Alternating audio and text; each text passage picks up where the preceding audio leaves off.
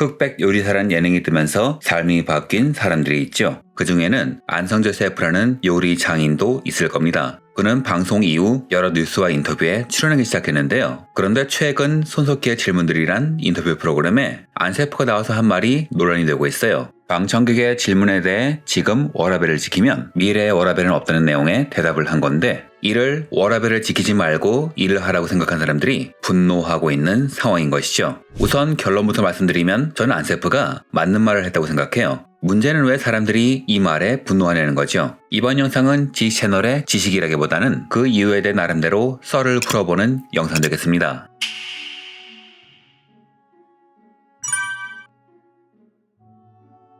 워라밸은 한국에서는 비교적 최근에 유행한 개념이지만 처음 등장한 것은 1970년대 영국에서 벌어진 여성 노동자 운동에서부터였습니다. 그 당시 영국은 전후 경제를 복구하는 과정에서 노동자를 마구잡이로 갈아넣고 있었는데, 그러다 보니 가정생활이 무너져가는 가정이 많았고 이로 인해 발생하는 각종 사회 문제가 대두된 것이에요. 당시엔 부부가 맞벌이해야 버틸 수 있는 경제 상황이었는데 직장에서 대부분의 시간을 보낸 여성이 집에 가서 가사를 하고 아이를 돌볼 수는 없었겠죠. 이런 문제를 해결하기 위해 70년대 영국을 시작으로 여러 국가는 순차적으로 워라밸을 도입했고, 급기야 2002년 5월 재계의 반대를 무릅쓰고 한국에도 주 5일제가 시작됩니다. 시청자 여러분 중에 주 6일 경험하신 분들이 계신지는 모르겠습니다만 주 6일제 시절 노동자에겐 워라밸 같은 건 없었습니다. 그래서 그때 사람들은 취미라는 게 없었어요. 우선 월요일부터 금요일은 거의 야근이 필수였고, 토요일도 오전 근무이긴 한데 오후에 임원이 회식하자고 하는 경우가 많아서 토요일도 술에 거나하게 취해 저녁 즈음에 돌아오는 게 8, 90년대 우리 부모들의 삶이었죠. 그러니 일요일엔 방전되어 하루 종일 잠만 잤고요. 취미가 잠이 아닙니다. 버티기 위해서 잔 겁니다. 이렇게 사람을 갈아넣는 시스템은 왜 만들어졌느냐? 우리나라가 인간을 자원으로 활용하는 제조업으로 컸기 때문입니다.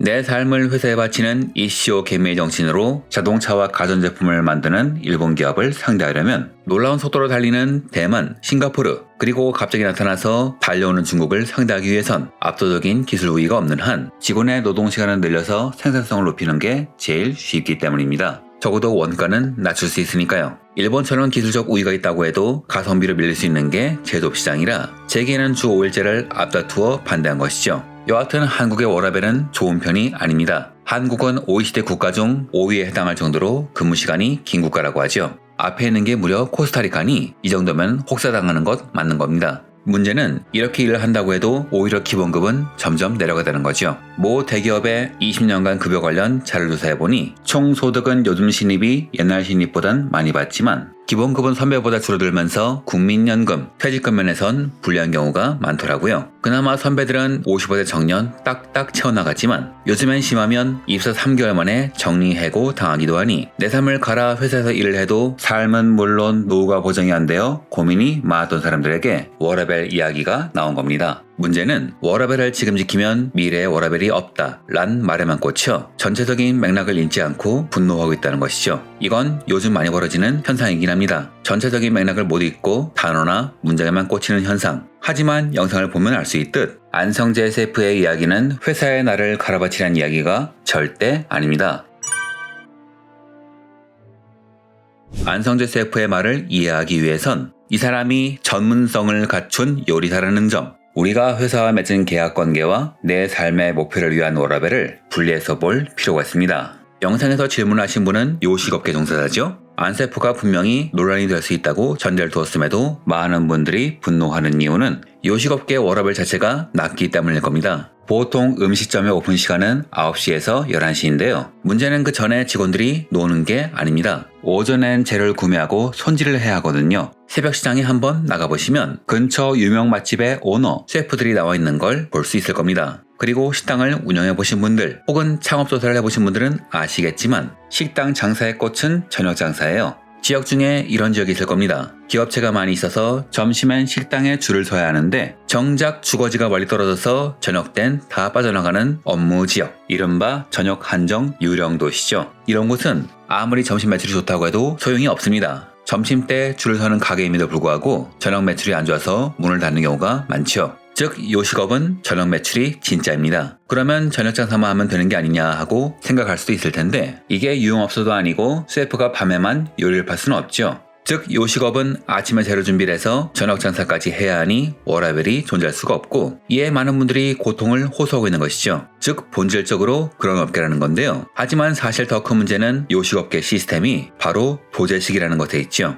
도제식 업계의 특징은 말은 일하면서 배운다고 하지만 일부 악덕업자들은 최저임금 이하로 부려먹는다는 데 있죠. 게다가 기술을 잘 가르쳐 주지도 않아요. 왜냐하면 기술을 바로 알려주면 독립해서 일손이 빠져나가기 때문에. 그래서 도제식 업계 종사자들은 옆에서 보고 배우거나 정말 착한 동료가 알려주는 기술을 배웁니다. 여하튼 일부 도제식 제도는 착취처럼 운영되고 있어요. 수업료라는 개념의 원래 의도와는 달리 말이죠. 그러니 이런 직업군의 워라밸에 대한 분노는 근무 시간보다는 급여와 노동의 착취라 생각해서 오는 것일 테고, 그래서 안세혁프의 말에 전체적인 맥락은 보지도 않고 화를 내는 것이 아닐까 합니다. 그리고 업계마다 강도와 정도의 차이는 있을지언정 이 일을 가르쳐주지도 않고 열정페이를 강요하는 사람들은 아직도 많다고 하죠. 이게 대중적인 분노의 원인일 겁니다. 우선 안세혁프가 급여를 제대로 지불하는지는 잘 모르겠어요. 직접 그분 밑에서 일해본 적이 없으니까요. 다만 이런저런 영상이라던가 인터뷰를 보면 직원이 새로운 요리를 개발하면 직접 맛을 보고 그 요리가 전체 코스에서 어떤 역할을 해야 하는지, 무엇이 좋고 무엇이 부족한지를 잘 알려주시더군요.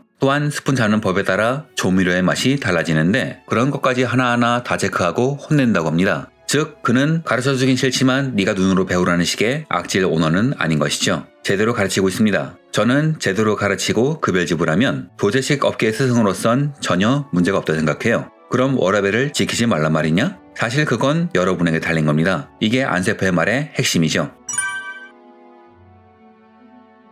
예전엔 회사의 삶을 바치면 평생 먹고 사는데 지장이 없었어요. 50% 정년까지 모은 돈으로 가게를 차려도 됐고, 좋은 기업이라면 어떻게든 호구지책을 마련해줍니다. 유통기업의 창구를 운영하거나 지게차를 몰며 살 수도 있고, 혹은 인재개발원의 강의를 맡는 식으로 큰 사고만 치지 않는다면 길을 열어줬으니 정년 후 소일거를 하며 사는데 무리가 없었겠죠. 하지만 지금은 다릅니다. 이젠 100세 시대라고 해서 50% 정년 이후 45년간 먹고 살아야 하는데, 그나마 40대만 되면 다들 회사에서 나온다고 하죠. 운 좋게 50세 정년 퇴직해도 50년을 더 살아야 하고, 국민연금이 나오기 전까지 15년간 어떻게든 버텨야 하는 상황. 그리고 요즘은 인력이 그렇게 많이 필요하지 않아서 회사가 퇴직자를 일일이 챙겨주지 않습니다. 인원도 너무 많고요. 그렇다면 설령 벌이가 줄어도 내 일을 해야 할 텐데, 문제는 어떤 일을 하던 먼저 나아간 선두주자가 있을 테고, 그런 시장에서 내 일을 해서 성공하기 위해선 8시간 일하고 휴식하는 식으로 일해선 그 시장에 진입하는 것조차 어렵기 이전에 불가능하다는 거죠. 앞에서 한국이 일본과 독일을 추월하기 위해서 워라밸을 무너뜨린 것과 비슷한 개념이 아닐까 합니다.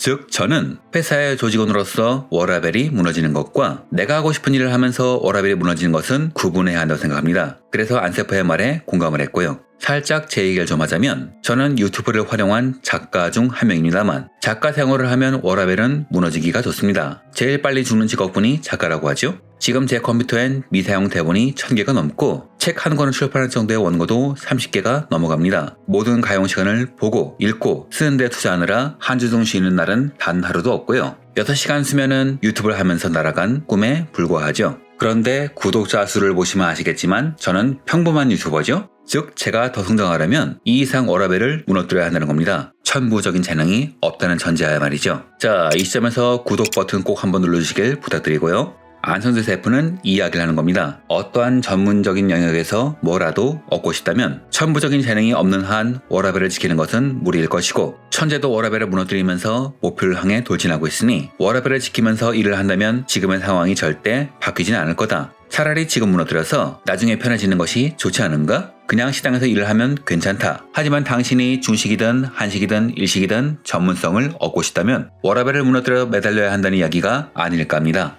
즉 핵심은 월급장이로서 워라밸을 무너뜨리라는 것이 아니라 내 목표를 위해서 워라밸을 무너뜨려야 전문성을 갖출 수 있다는 이야기인 것이죠. 즉 착취 형태의 도제식 시스템으로 워라밸이 무너지는 것과 나를 발전시키기 위해 워라밸을 무너뜨리는 것을 구분지어야 안세프의 말이 이해될 겁니다. 그리고 지금도 그걸 아는 사람들은 목표를 이루기 위해서 워라밸을 포기하고 있죠. 제 주변만 해도 회사에선 칼퇴근 하더라도 글을 쓰거나 영상을 만들거나 게임 스트리밍을 하면서 노력하고 있죠. 혹은 1인 게임 개발을 하면서 목표를 향해 달려가는 친구도 있습니다. 지금 우리가 사는 삶, 회사가 보장해주지 않는 삶은 그렇게 해야 살아남을 수 있으니까요.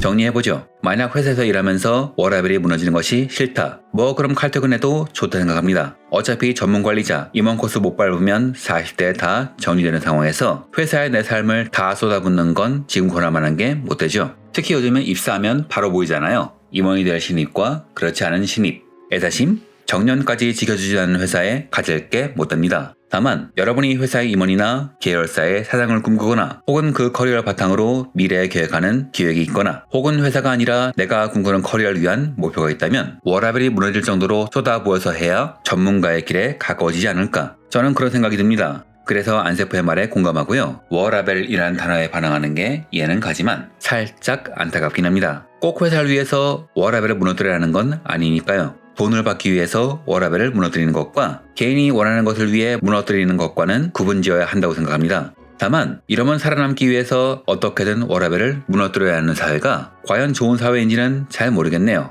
이상으로 제 생각을 정리해봤습니다. 여러분의 많은 생각 댓글로 기대하며 이번 영상은 마치겠습니다.